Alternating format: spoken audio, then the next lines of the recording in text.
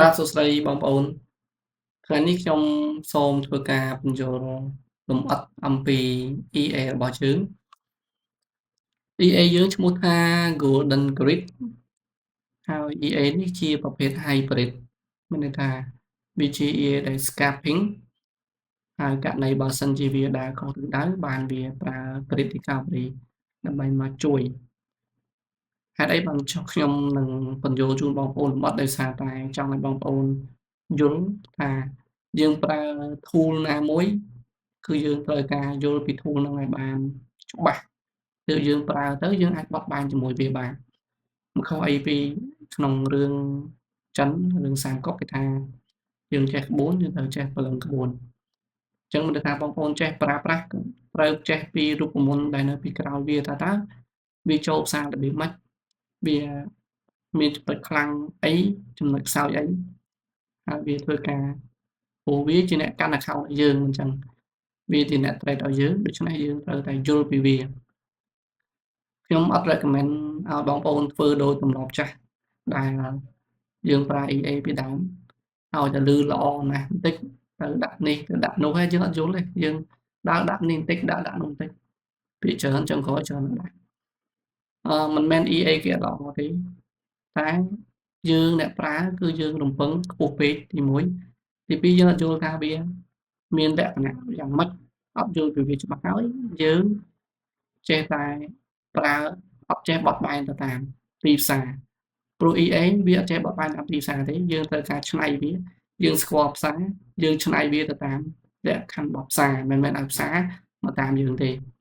អញ្ចឹងពេលបងប្អូនយល់ពី EA នេះបងប្អូនអាចប្រើវាហើយយកទៅបត់បែនទៅតាមផ្សារបងប្អូននឹងប្រើវាបានរហូតព្រោះ EA នេះគឺខ្ញុំរៀបចំឡើងខ្ញុំអ្នកធ្វើដោយផ្ទាល់ដៃហើយវាមានមុខងារនិងភាពបត់បែនមួយចំនួនធំដែលយើងអាចធ្វើកិច្ចការងារនឹងបានអូខេកុំឲ្យវាឆ្ងាយតោះឥឡូវយើងទៅ EA របស់យើងដើម្បីយល់ពី EA មួយបានច្បាស់បងប្អូនយើងត្រូវ back test គឺយើងត្រូវចេះ back test នៅក្នុង Amplify របស់យើងហើយដើម្បីបងប្អូន back test បងប្អូនត្រូវមាន EA ដូចខ្ញុំមានអញ្ចឹងនេះខ្ញុំមានអញ្ចឹងបាទមាននៅក្នុង install នៅក្នុង Amplify របស់បងប្អូន file ហ្នឹងគឺជាទូទៅខ្ញុំនឹងផ្ញើជូនបងប្អូនអញ្ចឹងយើងត្រូវ back test យើងចូលក្នុង view strategy tester បញ្ជាក់ទៅថា back test ហ្នឹងគឺយើងធ្វើការទាញទិន្នន័យចាស់ៗប្រវត្តិដើម្បីយកមកឲ្យ EA ហ្នឹងវារត់តើរត់ទៅវាត្រូវវាចំណេញឬអត់អាហ្នឹងចាំយើងសិក្សាបន្តទៀតអញ្ចឹងណាអញ្ចឹងពេលដែលយើង back test យើងនឹងដឹងថា EA នេះវាដើរល្អកម្រិតណាអូខេអានេះខ្ញុំបិទចោលអញ្ចឹងយើងចូល view យើងចូល strategy tester យើងចូល single back test បងប្អូនយក single នេះ overview យើងយក single ណាតាមនៅ setting បងប្អូន select ចូលមកនេះបាទ EA របស់យើងឈ្មោះ Golden Grid version 1.12 បច្ចុប្បន្នណាខ្ញុំអូសអានេះឡើងលើបន្តិចដើម្បីឲ្យវាធំស្រួលមើលអូខេ symbol យើងដាក់ XAU UUSD ដោយសារតែខ្ញុំរ៉ាន់លើ account ផ្សេងខ្ញុំភ្ជាប់ account ផ្សេងចឹងអានឹងវាទៅលើ account ផ្សេងជាប់5នាទីដោយសារ default setting យើង5នាទី last year អូខេនេះដូចគ្នា zero latency នៅ Eltic បងប្អូនយក Eltic based on Realtic អានឹង Realtic ហ្មងបាទអានេះដាក់ច្រើនដាក់មក1000 0 EA យើងខ្ញុំតេស្តទីបំផុត$1000យើងប្រើ USD ណាអូខេបងប្អូនคลิกនេះមកអញ្ចឹងប៉ុណ្ណឹងយើងចាប់ដើម start ពេល start វាត្រូវការ download ទិន្នន័យប្រវត្តិចាស់វាមកអញ្ចឹងយើងចាំតែបន្តិចឯងហើយវានឹងរត់មកអ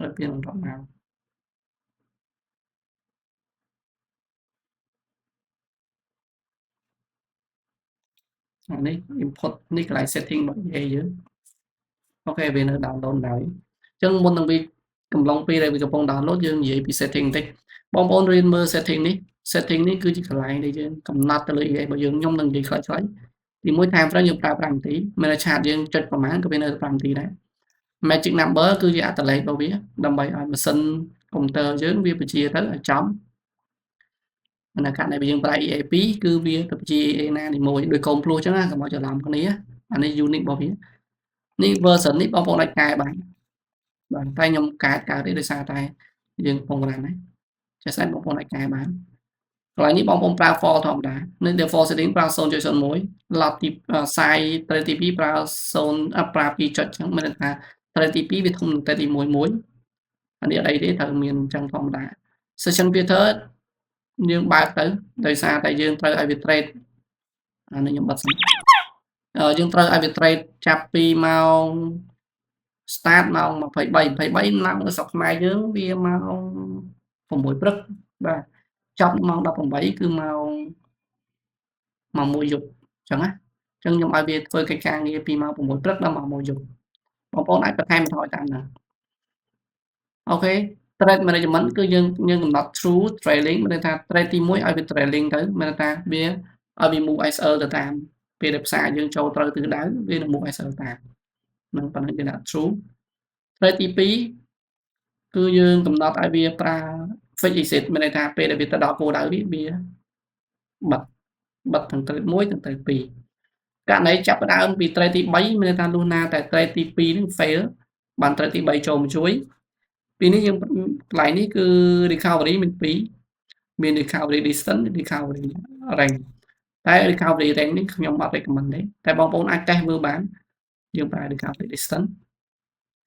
ហើយពីរហ្នឹងខុសគ្នាមិនអាហ្នឹងបងប្អូនអាចសួរខ្ញុំនឹងឆ្លើយពីក្រោយសម្រាប់បងប្អូនណាចង់ដឹងសួរខ្ញុំបានខ្ញុំនឹងឆ្លើយពោលខ្ញុំអត់ចង់វីដេអូនឹងវែងអូខេក្នុងយើងដោយសារយើងជ្រើសរើស recovery distance អញ្ចឹងក្នុង recovery distance ហ្នឹងគឺយើងមាន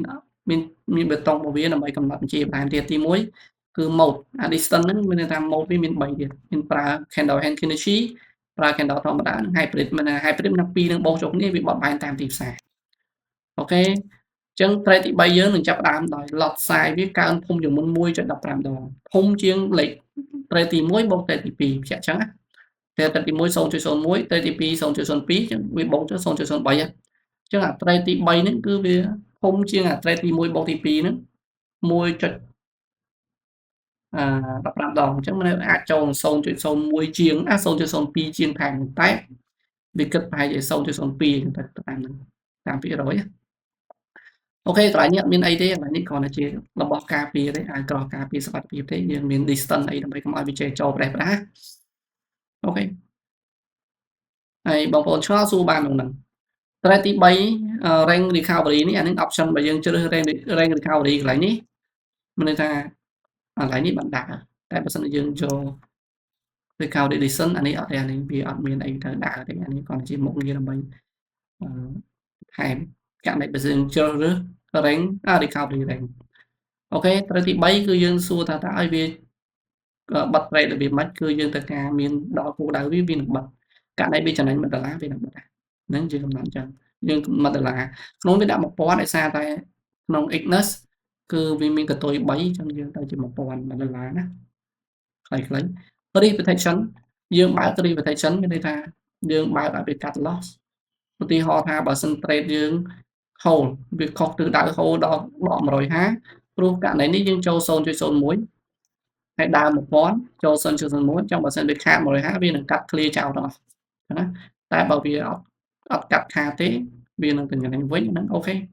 អញ្ចឹងខ្ញុំកំណត់ឲ្យមានការកាត់ខាតស្មើជាមួយនឹង ISL ដូចគ្នាអានេះមុខងារសម្រាប់ករណីបើសិនជាយើងចង់ឲ្យ EA នឹងវាបិទមានន័យថាពេលដែលកាត់ខាតហើយវាជប់ដើរតោះស្អែកបានវាដើរហ្នឹងយើងបើកទៅតែបើយើងអត់បើកទេអានឹងវាដើរដល់ដូចគ្នាអានេះបើសិនជាមួយខែមួយថ្ងៃហ្នឹងវាខាតដល់450អូខេវានឹងសម្រាប់ស្អែកដើរបានវាបន្តអូខេចឹង EA យើងមានប៉ុណ្ណឹងយើងចាប់ដើមចូល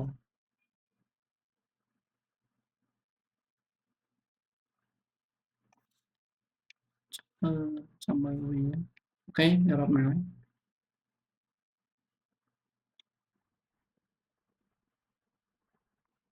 មកចេះអូខេតែវិញខ្ញុំសុំកែសម្រួលនេះតិចវាពិបាកមើលអានេះយើង select មក trade អូខេនេះយើងបិទចោលដល់ចាំបាច់ទេយើងចុច candle អូខេអញ្ចឹងបងប្អូនឃើញដើរអញ្ចឹងខ្ញុំនឹងបញ្យល់ពីរបៀបដែលវាដើរ EA យើងប្រើតែខ្សែ moving average 2ខ្សែទេបងប្អូនឃើញខ្សែពណ៌ក្រហមនេះពណ៌ក្រហមនេះមួយលើមួយក្រោមមួយ អញ្ចឹងពេលដែលវាយើងប្រើ time frame 5នាទីពេលដែលតម្លៃ price វាបិទនៅខាងលើបិទ candle ខៀវក៏ដោយបិទ candle ក្រហមក៏ដោយពេលបិទខាងលើហើយវាធ្លាក់ retrace មកប៉ះ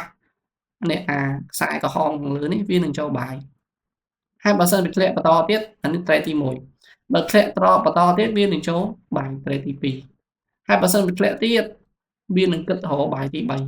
អញ្ចឹងវាអញ្ចឹងណានឹងករណីតម្លៃនៅខាងលើអញ្ចឹងយើងមើលតើវាចូលរបៀបម៉េច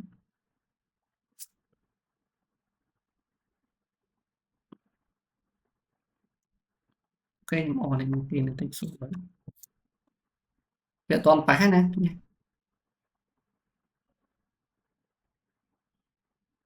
ដើមយើង1000ណាអូខេបងប្អូនឃើញវាចូលទេវាចូលហ្នឹងអញ្ចឹងវាចូលនៅពេលដែលតម្លៃវាមិនប៉ះលើនោះវាចូលហើយវារត់ទៅលើវិញកាត់ចំណេញអូខេអញ្ចឹងសួរថានេះឃើញពី trailing ហ្នឹង XL ដាក់ XL នៅកន្លែងនេះអញ្ចឹងដោយសារតែតម្លៃវារត់ដល់$10ចំណេញបាន$10 holding $10អញ្ចឹងវានឹងធ្វើការមួយ XL បងប្អូនដោយសារតែខ្ញុំតេស្តលើ account sale អញ្ចឹងបើ load 0.10តាមពិតអាថ្ងៃនេះត្រូវ$10អញ្ចឹងណាចឹងអត់អីលេខហ្នឹងគឺវាត្រូវ$10ដោយសារតែខ្ញុំតេស្ត account sale អញ្ចឹងសំខាន់បងប្អូនយល់ពីរបៀបដែលវាដើរបានឃើញពី move ទៅតាមនេះតម្លៃឡើងទៅ XL move តាមដើម្បីបង្ហាញចឹង trade យើងហ្នឹងគឺ zero risk ហើយយើងដឹងតែចំណេញតែម្ដងអូខេទៅទៀតហើយអូខេអញ្ចឹងឃើញវាកាត់ហើយវាចុះវិញវាប៉ះវាកាត់ហើយបើវាចុះទៀតវាមិនចូលបន្តទៀតអូខេឃើញចូលទៀតទេចូលបាយទៀតអូខេទៅទៀតហើយហ្នឹងហើយអូខេអញ្ចឹងមិញហ្នឹងដោយសារវាបិទនឹងក្រុមនេះវាដាំ sell ម្ដងអញ្ចឹងវា sell ចំនេះហើយ sell ពេលប៉ះនេះហើយវាទៅលើវាទៅ sell ទៅប៉ះនេះទៀតអញ្ចឹងពេលដែលវាចាប់ដើមចូល trade ទី2វាចាប់ដើមគូបន្ទាត់សមួយបន្ទាត់លឿងមួយបន្ទាត់សមានន័យថាកន្លែង break even បន្ទាត់លឿងមានន័យថាកន្លែងដែលវាត្រូវកាត់ clear អញ្ចឹងយើងចាំមើលតើតម្លៃវារត់មកដល់បន្ទាត់ clear អត់បើដល់នេះគឺចំណេញ$2 $2នៃ lot size របស់យើងចាក់ស្ដែងណាអូខេ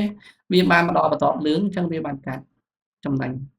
យើងឡើងបានតែពិតត្រូវបាន$26បងប្អូនដោយសារតែយើង account sale ខ្ញុំតេស្តលើ account sale ណា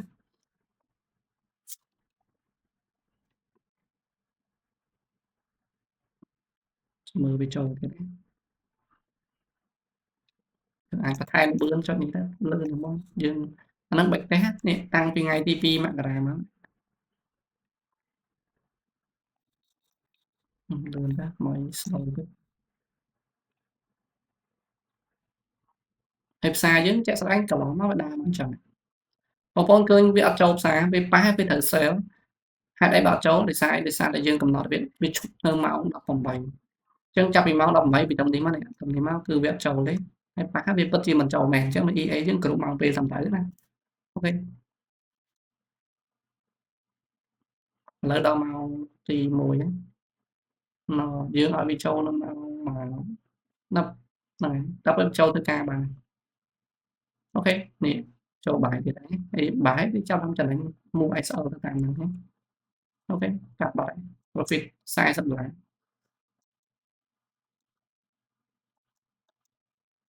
អូខេឥឡូវវាចាប់ដើមចូល sale វាចូលបាយឃើញទេវាធ្លាក់ដើមបាយនេះមួយវាបាយនេះមួយអញ្ចឹងជាមួយទីទៀតវាបាយនេះមួយទៀតវាបិទ candle ហើយបាយនេះមួយទៀតអូខេបានបាយវានឹងប៉ះនេះវាត្រូវកាត់តែឥឡូវវាអត់ប៉ះទេប្រហែលជាអាច SL អូខេអញ្ចឹងវាចុះមកកងវាបាយទៀតអញ្ចឹងវាអត់បាយញឹកពេកទេមានន័យថាទំហំគម្លាតនេះត្រូវតែធំយ៉ាងនេះអានេះខ្ញុំ set មកអញ្ចឹងណាហើយទំហំកន្លែងនេះគឺត្រូវធំយ៉ាងនេះបន្តិចទៀតយ៉ាងហោច200 pip ទូអូខេអូខេចូលបាយទីបានហើយនេះត្រេតមាន T1 T2 T3 T4 T5 អញ្ចឹងណាហើយវងកញ្ចក់ V.12 នេះបងប្អូនអាចកែដាក់ឈ្មោះបងប្អូនកែដាក់ ABC testing នេះស្អែកលើបងប្អូន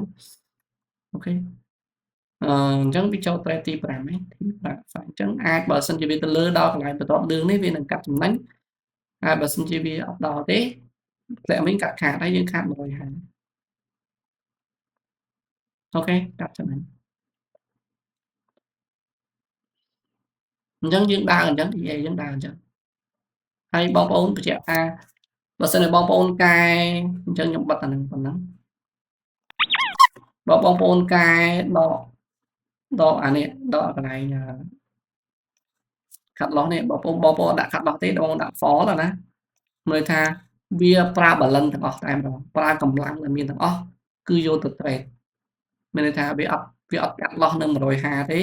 គឺវានឹងយក balance 1000ហ្នឹងយកទៅ hold រហូតហ្មង hold រហូតដល់ចំណេញវិញអីចឹងណាតែ